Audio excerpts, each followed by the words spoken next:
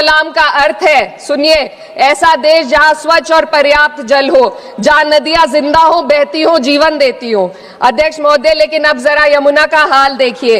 दिल्ली प्रदूषण नियंत्रण समिति की 2025 की रिपोर्ट बताती है कि यमुना के कई हिस्सों में बीओडी स्तर 127 mg पर लीटर है तक पहुंच चुका है, जबकि किसी जीवित नदी के लिए ये 3 mg पर लीटर से कम होना चाहिए। ये सिर्फ नदी का संकट नहीं है, ये किसान का संकट है। नमामि गंगे के नाम पर हजारों करोड़ रुपए खर्च हो गए, लेकिन सच्चाई ये है कि आज भी गंगा और यमुना के किनारे किसान मजबूरी में उसी जहरीली पानी से खेती कर रहा है। वही जहर अनाज में उतरता है और वही जहर किसान की जिंदगी को धीरे धीरे खत्म कर दे। कलाम का अर्थ है, सुनिए, ऐसा देश जहां स्वच्छ और पर्याप्त जल हो, जहां नदियां जिंदा हो, बहती हो, जीवन देती हो। अध्यक्ष महोदय, लेकिन अब जरा यमुना का हाल देखिए।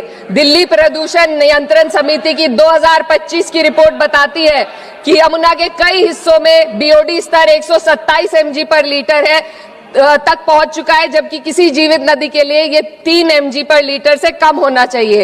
ये सिर्फ नदी का संकट नहीं है, ये किसान का संकट है। नमामि गंगे के नाम पर हजारों करोड़ रुपए खर्च हो गए, लेकिन सच्चाई ये है कि आज भी गंगा और यमुना के किनारे किसान मजबूरी में उसी जहरीली पानी से खेती कर रहा है। वही जहर अनाज में उतरता है और वही जहर किसान की जिंदगी को धीरे धीरे खत्म कर